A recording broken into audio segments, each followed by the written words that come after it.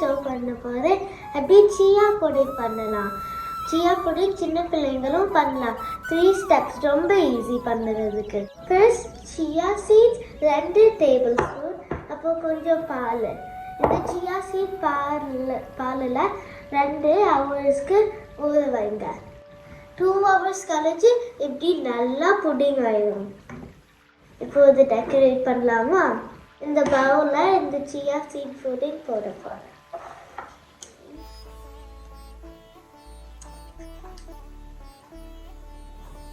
இந்த சியா புடிங்கில் உங்களோட பிடிச்ச ஃப்ரூட்டோ நட்ஸ் போடலாம்.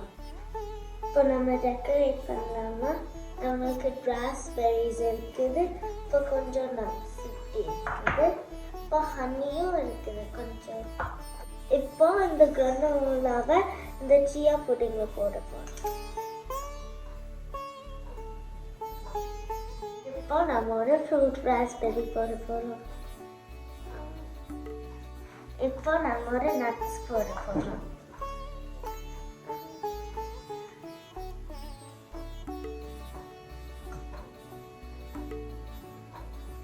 இப்போ உங்களோட super amazing chia seed pudding ready. உங்களுக்கு என்ன ஸ்வீட்னஸ் வேணும்னா கொஞ்சம் தேன் போடலாம்.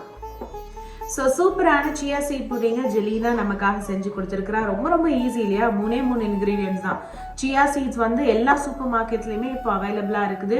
ஸோ அந்த seed and milk of your choice. நீங்கள் ஆல்மண்ட் மில்க்கு, சாய் மில்க்கு, சாதாரணமான ஒரு ஸ்கிம்டு மில்க்கோ, இல்லைனா உங்கள் வீட்டில் என்ன பால் நீங்கள் யூஸ் பண்ணுறீங்களோ அந்த பாலில் இந்த சியா சீட்ஸை ஒரு 2லேருந்து 3 மணி நேரம் குறைஞ்சபட்சம் நீங்கள் ஊற வைக்கணும். முந்தின நாள் ராத்திரியே கூட ஊற வச்சிட்டிங்கன்னா காலையில் ஒரு சூப்பரான பிரேக்ஃபாஸ்ட்டாக கூட நீங்கள் இதை சாப்பிட்டுக்கலாம். அண்ட் இதுக்கு ஸ்வீட்னஸ்க்கு நீங்கள் தேன் யூஸ் பண்ணலாம், மேப்பிள் சிரப் யூஸ் பண்ணலாம், நாட்டு சர்க்கரை யூஸ் பண்ணலாம். உங்களோட ப்ரிஃபரன்ஸ் தான். அண்ட் இதுக்கு மேலே நட்ஸ் அண்ட் ஃப்ரூட்ஸும் கூட உங்களோட ப்ரிஃபரன்ஸ் தான்.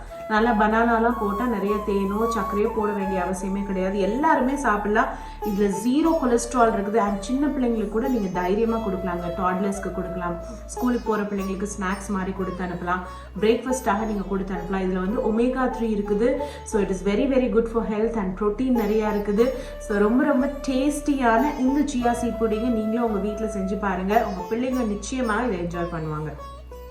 ஸோ ஒரு 3 இன்க்ரீடியன்ட்ஸ் வச்சு ஒரு ஈஸியான பிரேக்ஃபாஸ்ட் ரெசிபியை நம்ம பார்த்தோம். அதே போல் நம்முடைய பிள்ளைகளுக்கு 3 வழியில் அவங்களுக்கு கிராட்டிடியூட் அப்படிங்கிற ஒரு விஷயத்தை நம்ம சொல்லிக் கொடுக்கலாம். இன்னைக்கு பிள்ளைகளுக்கு பெற்றோர் கிராட்டிடியூட், நன்றி அறிதலை சொல்லிக் கொடுக்காததுனால தான் இன்னைக்கு பல பெற்றோர் பார்த்தீங்கன்னா வயதான காலத்தில் பரிதவிக்க விட்டுட்டு பிள்ளைங்க வெளியில் கடந்து போகிறவர்களாக இருக்கிறாங்க. ஸோ பெற்றோர்களாகி நாம் பிள்ளைங்களை சிறு வயதுலேருந்தே கிராட்டிடியூட் அப்படிங்கிற ஒரு விஷயத்தை கற்றுக் கொடுத்து வளர்க்க வேண்டியது ரொம்ப ரொம்ப முக்கியம். முதல் காரியம் என்ன தெரியுமா? நம்முடைய வீடுகளில் பெற்றோர் தேங்க்யூ, சாரி அப்படின்னு சொல்ல கற்றுக்கொள்ள வேண்டும். நிறைய நேரங்களில் என் பிள்ளைக்கு போய் நான் தேங்க்யூ சொல்ல முடியுமா, அம்மா அப்பாவுக்கு போய் பிள்ளைங்க தேங்க்யூ சொல்ல முடியுமா அப்படின்னு யோசிக்கிறோம். ஆனால் இந்த நன்றி அப்படிங்கிற ஒரு வார்த்தையோ இல்லைனா சாரி, எக்ஸ்கியூஸ் மீ அப்படிங்கிற வார்த்தையோ நம்முடைய வீட்டில் பிரயோஜனப்படுத்தும் போது பிள்ளைகள் பல நேரங்களில் எதற்காக நாம் இந்த காரியத்தை செய்கிறோம் அப்படிங்கிறத உணர்கிறவர்களாக இருக்கிறாங்க. நிறைய பேர் பார்க்கலாம் நம்முடைய வீடுகளில் பெண்கள் விசேஷமாக பார்த்தோம் அப்படின்னா தினமும் சமைச்சிட்டே இருப்போம். ஒரு நாள் உடம்பு சரியில்லை அப்படின்னு படுத்துருந்தோம்னா பிள்ளைங்க வந்து கேட்பாங்க, உடம்பு சரியில்லையா, சமைச்சிட்டு படுத்துருக்கலாம்ல அப்படின்னு சொல்லுவாங்க இல்லையா? ஸோ பல நேரங்களில் பெற்றோர்கள் செய்யக்கூடிய சின்ன சின்ன விஷயங்களை பிள்ளைங்க நோட் பண்ணாம இருக்கிறதுக்கு முக்கியமான காரணம் என்ன அப்படின்னா அந்த தேங்க்யூ, எக்ஸ்கியூஸ் மீலாம் சொல்லாத. they take their parents for granted இல்லையா? ஸோ பெற்றோர்களாகி நாம சின்ன வயசுல இருந்தே பிள்ளைகளுக்கு தேங்க்யூ சொல்ல கற்றுக் கொடுக்கும் போது, நாமளே தேங்க்யூன்னு ஒருத்தரோட ஒருத்தர் சொல்லிக் கொள்ளும் போது பிள்ளைகள் அந்த நன்றி அறிதலை கற்றுக்கொள்ளுகிறவர்களாக இருக்கிறாங்க. சின்ன சின்ன விஷயங்களை நோட் பண்ணுகிறவர்களாக இருக்கிறாங்க. பெற்றோர்களை தன்னுடைய சுயநலத்துக்காக யூஸ் பண்ணக்கூடிய பிள்ளைகளாக இருக்க மாட்டாங்க. ஸோ முதலாவதாக உங்களுடைய வீடுகளில் நன்றி அப்படிங்கிற வார்த்தையை ஒருத்தருக்கு ஒருத்தர் சொல்லிக்கொள்ள, பரிமாறிக்கொள்ள பழகிக்கொள்ளுங்கள்.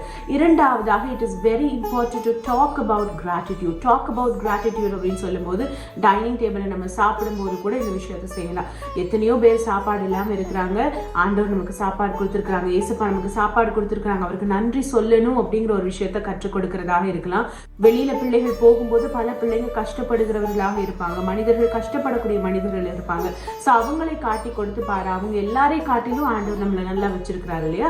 ஸோ அவருக்கு நம்ம நன்றி அறிதல் உள்ளவர்களாக இருக்கணும். நீ இருக்கக்கூடிய சூழ்நிலையை நீ நன்றியோடு கூட அக்செப்ட் பண்ணி வாழ பழகி கொள்ளணும். உனக்கு என்னென்ன காரியங்கள் இருக்குதோ அது எல்லாத்தையுமே நீ கிரேஸ்ஃபுல்லாக அக்செப்ட் பண்ணி தேங்க்ஃபுல்னஸோட வாழ கற்றுக்கொள்ளணும் அப்படிங்கிற ஒரு விஷயத்த பிள்ளைகளுக்கு நம்ம உணர்த்த வேண்டிய கடமை நமக்கு ரொம்ப இருக்குது. ஸோ இரண்டாவதாக நான் சொல்லக்கூடிய விஷயம், டாக் அபவுட் கிராட்டிடியூட். உங்களோட வீடுகளில் இதை பற்றி அடிக்கடி பேசுங்க. அப்போதான் பிள்ளைகளுக்கு தெரியும் நான் எத்தனை விதத்தில் விசேஷமானவனாக இருக்கிறேன், என்னை காட்டிலும் பலர் கஷ்டப்படும் போது நான் இன்னைக்கு ஒரு நல்ல நிலைமையில இருக்கிறேன், அப்போ இந்த இடத்தை இந்த நிலைமையை நான் சரியாக பயன்படுத்தி கொள்ள வேண்டும் அப்படிங்கிறதான ஒரு எண்ணம் பிள்ளைகளுக்கு வரும். மூன்றாவதாக ஜெனராசிட்டி. இந்த ஜெனராசிட்டி பார்த்தீங்க அப்படின்னா ஆர்கானிக்காக நடக்க வேண்டிய ஒரு விஷயம். முதல் 2 விஷயங்களும் நீங்கள் கரெக்டாக பண்ணிட்டீங்க அப்படின்னா தானாகவே இந்த ஜெனராசிட்டி அப்படிங்கிற ஒரு விஷயத்தை பிள்ளைகள் கற்றுக்கொள்வார்கள்.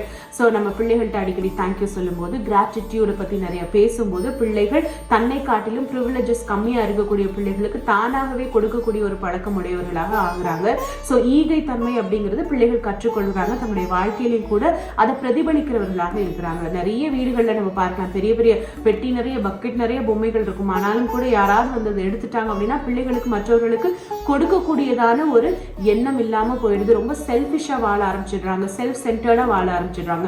ஸோ இந்த கிராட்டிடியூட் பற்றி நம்ம கற்றுக் கொடுக்கும் போது தன்னை காட்டிலும் ப்ரிவிலேஜஸ் கம்மியாக இருக்கக்கூடிய பிள்ளைங்க, ப்ரிவிலேஜஸ் கம்மியாக இருக்கக்கூடிய ஜனங்களுக்கு உதவி செய்யணும் அப்படிங்கிறதான ஒரு மனப்பாங்கும் வளர்கிறதாக இருக்குது. So it is very very important to teach your children what gratitude is. And வீடுகளுக்குள்ளாகவே இந்த விஷயங்கள் எல்லாத்தையுமே நம்ம புழக்கத்தில் வைத்துக் கொள்ளும் போது நம்முடைய பிள்ளைகள் வெளியில் கடந்து போகும்போது, வெளி உலகத்தில் இருக்கும்போது ஆண்டவரை பிரியப்படுத்துகிற பிள்ளைகளாக இருப்பாங்க. அது மட்டும் இல்லாமல் இந்த சமுதாயத்துக்கே ஒரு நல்ல பிள்ளைகளாக வளருவாங்க. வேதத்திலையும் கூட ஒரு வசனத்தை நான் உங்களுக்கு வாசித்து காட்ட விரும்புகிறேன்.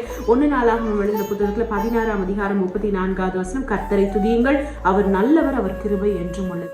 ஸோ ஆண்டவரை துதிக்கவும் ஆண்டவருக்கு நன்றி சொல்லவும் நம்முடைய பிள்ளைகளை கற்றுக் கொடுக்க வேண்டியது ரொம்ப ரொம்ப முக்கியமாக இருக்குது. நம்முடைய நாசியில் சுவாசம் இருக்குது, நம்ம நடக்கிறோம், நம்ம ஓடுறோம், நம்ம சுகபலத்தோடு இருக்கிறோம்னா அதற்கு காரணம் ஆண்டவர் தானே. ஸோ ஆண்டவரை துதிக்கிறதையும் நம்முடைய பிள்ளைகளுக்கு ஊக்கப்படுத்தி அவர்களுக்கு கற்றுக் கொடுக்க வேண்டிய பொறுப்பும் கடமையும் பெற்றோர்களாக நமக்கு இருக்குது. நம்முடைய வாழ்க்கையில் இன்னைக்கு நம்ம எல்லாத்தையும் அனுபவிக்கிறோம் அப்படின்னா அதுக்கு ஆண்டவர் தான் காரணம் அப்படின்னு அவரை முன்னிலைப்படுத்தி உங்களோட பிள்ளைகளுக்கு நீங்கள் நன்றி அறிதல் அப்படிங்கிற ஒரு விஷயத்தை நீங்கள் கற்றுக் கொடுக்கும் போது ஆண்டவரையும் நம்முடைய பிள்ளைகள் பிரியப்படுத்துகிறவர்களாக இருக்கிறாங்க. உங்களுடைய வாழ்க்கையில அதிகமான ஆசீர்வாதங்களை திறக்கக்கூடியதான ஒரு திறவு போல உங்களுடைய பிள்ளைகளுக்கு நீங்க கற்றுக் கொடுக்குறீங்க இந்த நன்றி அறிதலை கற்றுக் கொடுக்கும் போது. Thank you so much all for watching and have a great day ahead.